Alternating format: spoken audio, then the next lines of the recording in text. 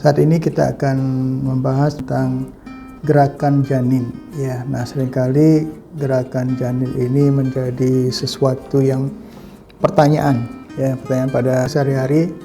Seorang ibu hamil sering mengeluh gerakan janinnya pertama belum dirasakan. Kedua, janinnya dirasakan menurun dibandingkan hari-hari sebelumnya. Nah, salah satu tanda bayi itu sehat bisa kita lihat atau dikatakan bayi itu sejahtera. Salah satu parameter atau indikator yang mengatakan bahwa bayi itu sejahtera adalah gerakan janin.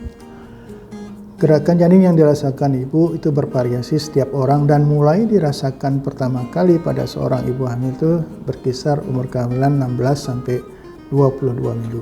Rata-rata 16-18 minggu seorang ibu hamil itu sudah mulai merasakan gerakan anaknya atau gerakan janinnya. Nah, ada kalanya beberapa keadaan sering seorang ibu hamil itu mengeluh tidak merasakan gerakan anaknya atau mulai merasakan gerakan anak itu menurun daripada hari-hari atau keadaan seperti sebelumnya. Yang perlu diwaspadai adalah keadaan-keadaan di mana kondisi plasenta atau hari-hari di dalam mungkin mengalami penurunan fungsi, mungkin karena ada belitan tali pusat di dalam. Itu yang perlu menjadi perhatian yang lebih, kenapa gerakan janin itu menurun dirasakan oleh seorang ibu hamil.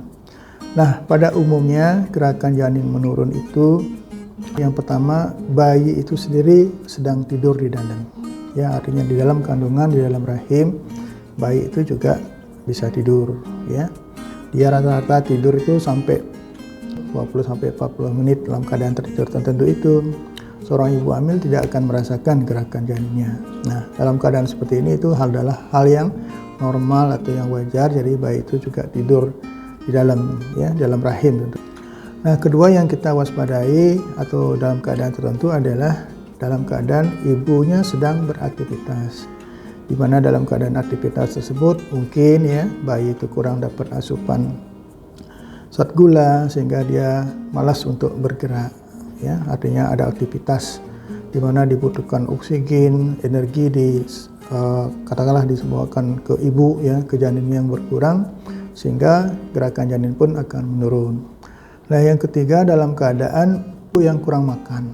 Jadi ibu hamil yang malas untuk makan, kurang makan, asupan kalorinya kurang, zat gulanya kurang, sudah tentu ini akan berdampak atau berimbas ke bayinya, di mana bayi sudah tentu akan kekurangan juga asupan energi atau kalori atau zat gula sehingga bayi itu malas untuk bergerak atau kurang aktif bergeraknya di dalam rahim. Jadi ini yang perlu diwaspadai.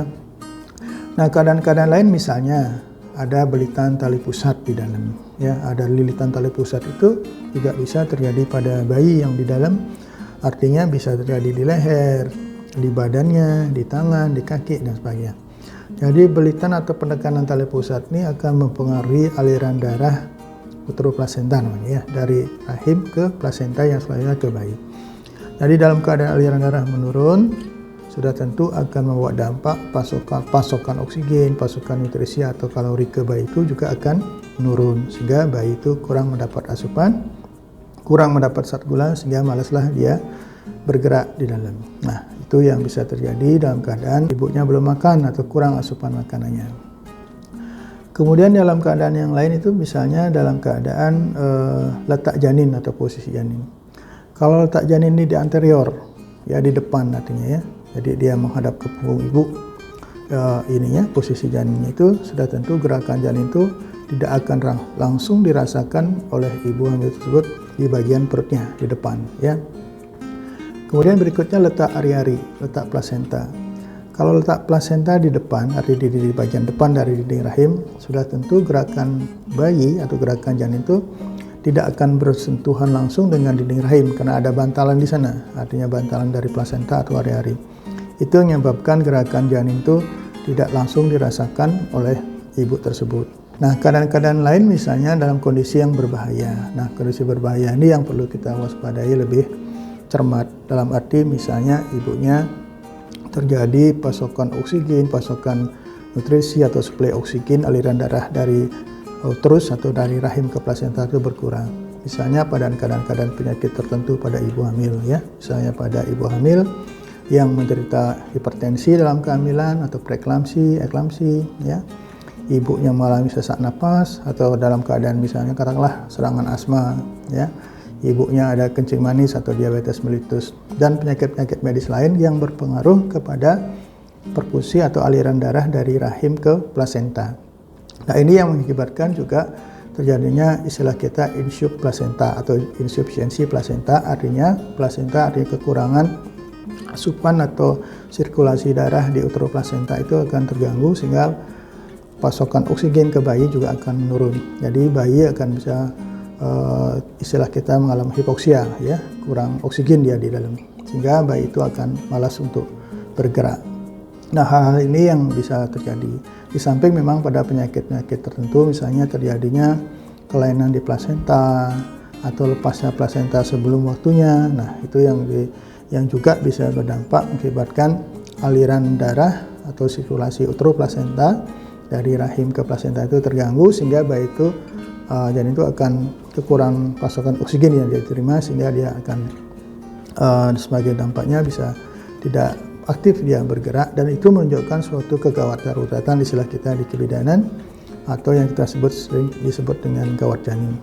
Nah, kalau hal itu terjadi ya mesti segera dilakukan pemeriksaan lebih lanjut untuk mencari tahu penyebabnya ya. Kenapa gerakan bayi menurun, kenapa terjadi seperti itu. Nah, pada ibu-ibu dengan penyakit-penyakit medis tertentu seperti tadi ya, hipertensi, kencing manis dan sebagainya, penyakit medis yang lain pada ibu yang berakibat atau berdampak pada penurunan atau pengurangan aliran darah uteroplasenta tersebut. Nah, ini yang harus kita waspadai. Nah, caranya gimana? Caranya ya dengan melakukan pemeriksaan USG ya. Dari USG pun kita dapat mengetahui aliran darah atau sirkulasi uteroplasenta terkait dengan kondisi bayi di dalam. Nah, dari situ akan ketahuan apakah sudah terjadi katakanlah insufisiensi plasenta, artinya sudah mengalami penurunan fungsi plasenta tersebut sehingga kemampuan dia untuk memasok oksigen, nutrisi yang akan diterima bayi itu akan menurun ya. Jadi hal inilah yang berakibat bisa terjadinya bayi kurang oksigen di dalam, bahkan bisa menimbulkan kematian janin di dalam rahim. Ini yang harus kita waspadai ya. Jadi gerakan-gerakan janin itu seperti yang kita sampaikan tadi, itu adalah salah satu indikator atau parameter bahwa bayi bergerak aktif itu artinya bayi itu sehat. Nah, kalau dia tidak bergerak aktif, menurun daripada gerakan-gerakan sebelumnya, inilah yang perlu kita waspadai ya. Tapi jangan lupa bahwa keadaan janin, gerakan janin menurun itu bisa juga dalam keadaan normal seperti tadi ya. Bayi tidur, terus kemudian letak ari-ari yang menghalangi dia, letak posisi bayi juga di dalam, kemudian pengaruh air ketuban juga misalnya yang banyak juga berpengaruh terhadap gerakan-gerakan janin yang dirasakan oleh seorang ibu hamil tersebut. Jadi ini yang perlu kita waspadai terhadap gerakan-gerakan janin tersebut.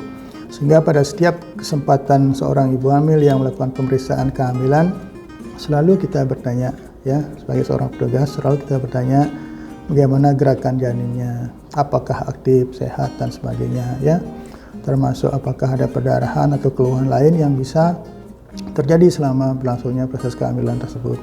Ya, saya kira pembahasan kita tentang gerakan janin, kenapa gerakan janin itu belum dirasakan, kenapa gerakan janin itu menurun dirasakan oleh seorang ibu hamil, saya kira itu yang dapat kita bisa sampaikan. Mudah-mudahan ini meningkatkan pemahaman ibu-ibu hamil akan pentingnya mengetahui, memantau gerakan janinnya secara mandiri di rumah. Ya, dalam arti tidak mesti harus gerakan janin atau keadaan bayi itu, kesehatan janin itu harus selalu dilakukan USG, enggak. Salah satu parameter atau indikator bahwa bayi itu sehat adalah melihat atau merasakan gerakan janin yang dikandung tersebut.